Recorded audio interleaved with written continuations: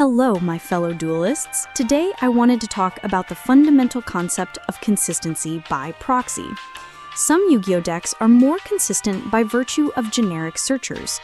Take Reinforcement of the Army as example. Even though you can only run it at one copy, it makes a significant statistical impact. Imagine two unreleased hypothetical decks, one that has a level 4 Spellcaster starter and another with a level 4 Warrior starter. The first one would automatically be less consistent than the deck with a Warrior starter, even before both arrive in the game, just by virtue of Rhoda's existence.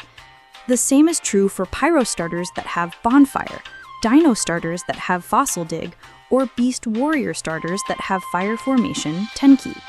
The latter is an interesting case because you can also make the Tiger King, who sets it from your deck directly, so it becomes a searcher of a searcher.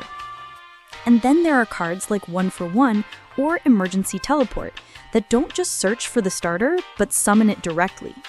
A deck might technically have only 3 copies of its main starter, but if it also has an archetypal search spell, a generic type searcher, another card that searches that searcher, and a couple of generic starters that bridge into the archetype, suddenly that 3 of starter has a dozen different ways of showing up in your opening hand.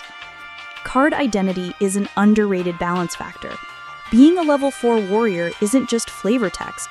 Every part of that line connects the card to years of previously printed support. And whenever Konami prints a new generic searcher, they're not only supporting the old decks retroactively, they're also increasing the consistency of every future archetype that happens to fit those conditions. There are also cards in your extra deck capable of bridging into another type or archetype. I vaguely mentioned the Fire Fist XYZ who can pull Beast Warriors, but there are also cards like King of the Feral Imps, who searches reptiles, or Infernal Flame Banshee, who searches pyros, and much more.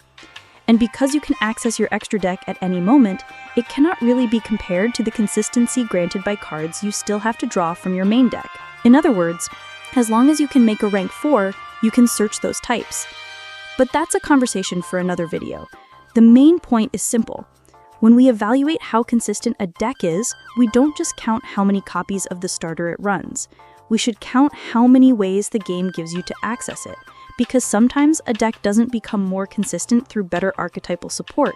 Sometimes it just happens to use warriors. Thank you for listening to my ramblings. I hope it was an interesting video. Take care, and I'll see you next time.